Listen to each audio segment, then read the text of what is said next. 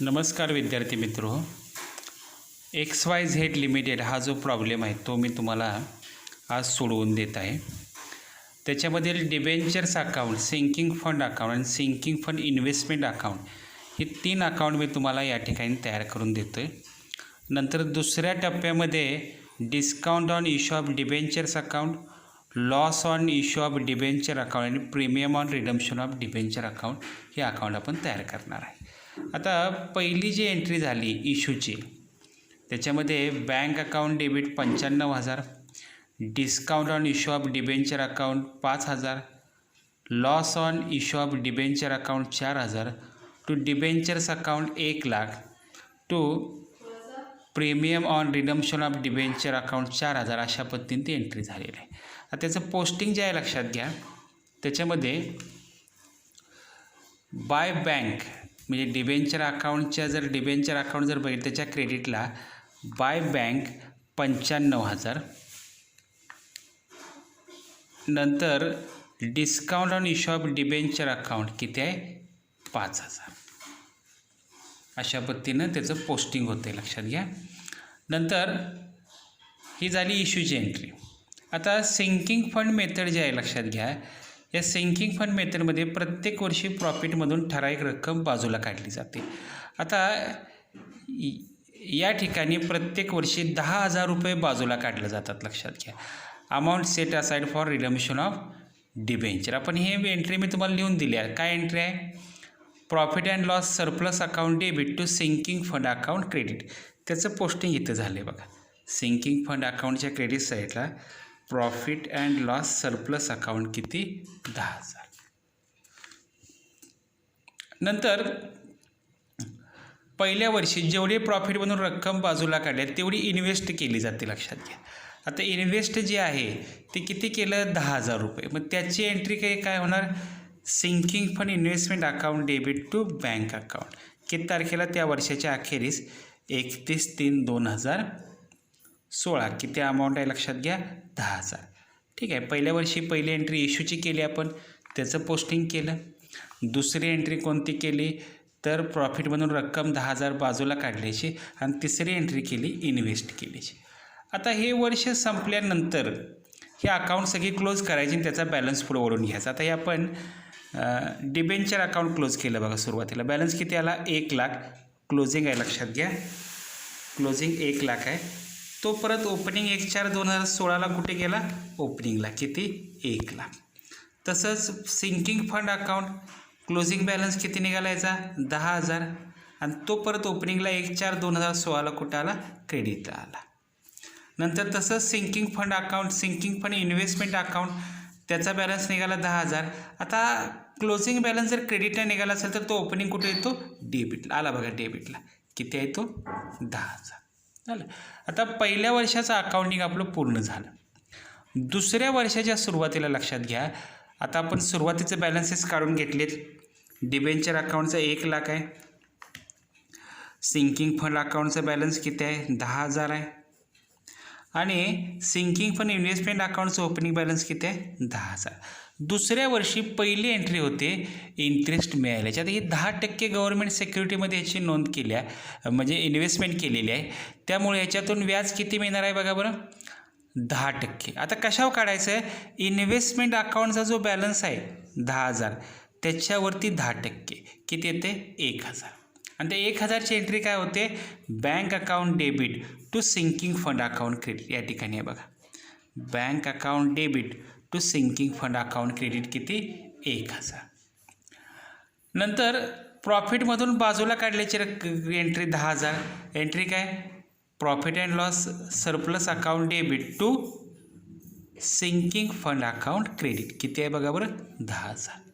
आता दुसऱ्या वर्षी म्हणजे दुसऱ्या वर्षी इन्व्हेस्ट किती होणार तर इथं बाजूला किती काढले 10,000 प्लस व्याज किती आहे 1,000 म्हणजे किती 11,000. म्हणजे दुसऱ्या वर्षापासून मिळालेलं व्याज आणि बाजूला काढलेली रक्कम ही काय करायची इन्व्हेस्ट करायची. त्याची एंट्री काय होते?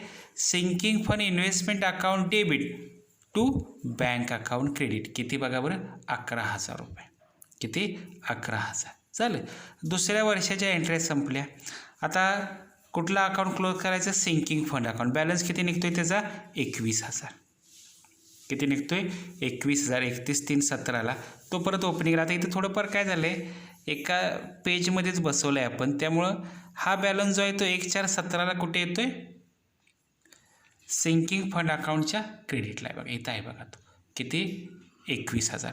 इन्व्हेस्टमेंट अकाउंट क्लोज केलं, त्याचा क्लोजिंग बॅलन्स किती निघतोय? 21,000 क्रेडिटला. ओपनिंग कुठे येईल? डेबिटला 21,000. ठीक आहे. अशा पद्धतीनं आपण 3 अकाउंट तयार केली. डिबेंचर अकाउंट काय होणार लक्षात घ्या, दुसऱ्या वर्षीसुद्धा काय होणार? कॅरी फॉरवर्ड होणार. क्लोजिंग बॅलन्स किती निघाला? 1,00,000. ओपनिंगला किती येणार? 1,00,000. जोपर्यंत आपण ह्याची परतफेड करत नाही तोपर्यंत शेवटच्या वर्षापर्यंत तोच बॅलन्स काय होणार? कॅरी फॉरवर्ड होणार. काय होणार? कॅरी फॉरवर्ड होणार. अशा पद्धतीने किती आहे बघा. पहिलं कुठलं? Debenture account, sinking fund account आणि सिंकिंग फंड इन्व्हेस्टमेंट अकाउंट. ठीक आहे. आता त्याच्यानंतर दुसरी जी अकाउंट आहेत लक्षात घ्या, त्याच्यामध्ये discount on issue of debenture account, loss on issue of debenture account आणि premium on redemption of debenture account, हे 3 अकाउंट. आता discount on issue of debenture म्हणजे किती टक्के डिस्काउंट दिला आहे लक्षात घ्या? 5%. किती टक्के आहे? 5% इश्यू करताना. आणि रिडम्शन करताना प्रीमियम किती आहे? 4%. आता रिडम्शनचा प्रीमियम जो आहे लक्षात घ्या, त्याला आपण दोन्ही बाजूला लिहितो. डेबिटला काय म्हणून? Loss on issue of debenture म्हणून. क्रेडिटला काय म्हणून? Premium on redemption of debenture account. आता हा डिस्काउंट आणि जो लॉस आहे लक्षात घ्या, डिस्काउंट किती आहे? डिस्काउंट किती आहे बघा बरं? 5,000. आणि प्रीमियम किती आहे? 4,000. आता डिबेंचर परतफेडीचा कालावधी किती वर्ष आहे? 10 वर्ष आहे. किती वर्ष आहे? 10 वर्ष. ह्या 10 याला जर भागलं तर प्रत्येक वर्षी डिस्काउंटपैकी 500 रुपये आपल्याला राईट ऑफ करावे लागतात आणि प्रीमियमपैकी किती? 400. म्हणजे प्रत्येक वर्षी प्रॉफिट लॉसला आपल्याला 500 रुपये डिस्काउंटसाठी तुम्हाला डेबिट करावं लागणार आहेत आणि 400 कशासाठी? प्रीमियमसाठी.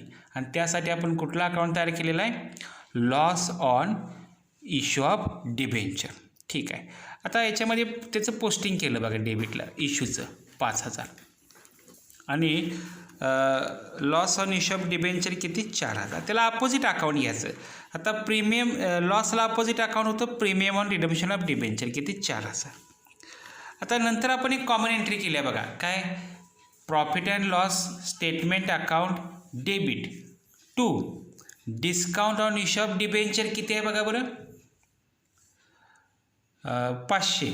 आणि loss on issue of debenture किती आहे? 400. त्याचं पोस्टिंग केलं बघा आपण. प्रॉफिट लॉस स्टेटमेंट किती आहे? 500 रुपये.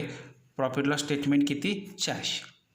हे दोन्ही अकाउंट क्लोज होतील. आता या ठिकाणी 5,000 बॅलन्स किती निघतो? 4,500. तो पुढे कॅरी फॉरवर्ड होईल किती? 4,500. ठीक आहे. आणि तशाच पद्धतीनं लॉस ऑन इश्यू ऑफ डिबेंचरचा बॅलन्स किती येईल? 3,600. तो कुठं होईल? Carry forward.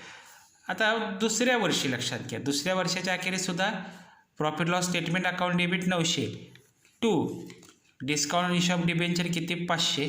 Loss on issue of debenture किती? 400. इथं 500 400. नंतर बॅलन्स किती राहतो याचा? 4,000. तो बॅलन्स पुढं कॅरी फॉरवर्ड होणार कुठं? आता इथं जागा नाही लक्षात घ्या, पण इथं कॅरी फॉरवर्ड होणार टू बॅलन्स ब्रॉड डाऊन किती? 4,000. आणि हे जे लॉस अकाउंट आहे ते लॉस अकाउंट पुढं इथं ओपनिंग येतो आहे 3,200. 10 वर्षापर्यंत हे अकाउंट आहे अशीच राहणार. म्हणजे प्रत्येक वर्षी 500 डिस्काउंटमधून लॉस म्हणजे राईट ऑफ होणार आणि लॉसमधून किती? 400. आणि सगळ्यात शेवटच्या वर्षी ही दोन्ही अकाउंट काय होणार? नील होणार. आता पुढचं प्रीमियम ऑन रिडम्शन ऑफ डिबेंचरला आपण पोस्टिंग केलं बघा. By loss on issue of debenture किती? 4,000. आणि हे अकाउंट प्रत्येक वर्षी कॅरी फॉरवर्ड होणार. म्हणजे इथं दुसरी एंट्री होणार. दुसरं कुठले इथं या ठिकाणी पोस्टिंग होणार नाही. प्रत्येक वर्षी त्याचा क्लोजिंग बॅलन्स काय होणार? आपण काढणार 4,000 आणि तो कॅरी फॉरवर्ड होणार प्रत्येक वर्षाच्या सुरुवातीला. तोच त्या वर्षी क्लोज होणार परत 4. आणि हे आहे असंच अकाउंट शेवटच्या वर्षापर्यंत राहणार. आणि शेवटच्या वर्षी हे अकाउंट काय होणार? डिस्काउंटला काय होणार? डिबेंचर अकाउंटला ट्रान्सफर होणार आणि त्याच्यातून ते काय होणार? त्याचे रिपेमेंट होणार. आता मला आशा वाटते की तुम्हाला हे जे लेजर अकाउंट 2 वर्षाचे आपण केलेत ते तुम्हाला समजले असतील. जरी या संदर्भात काही शंका असतील तरी तुम्ही मला विचारू शकताय. धन्यवाद. ठीक आहे.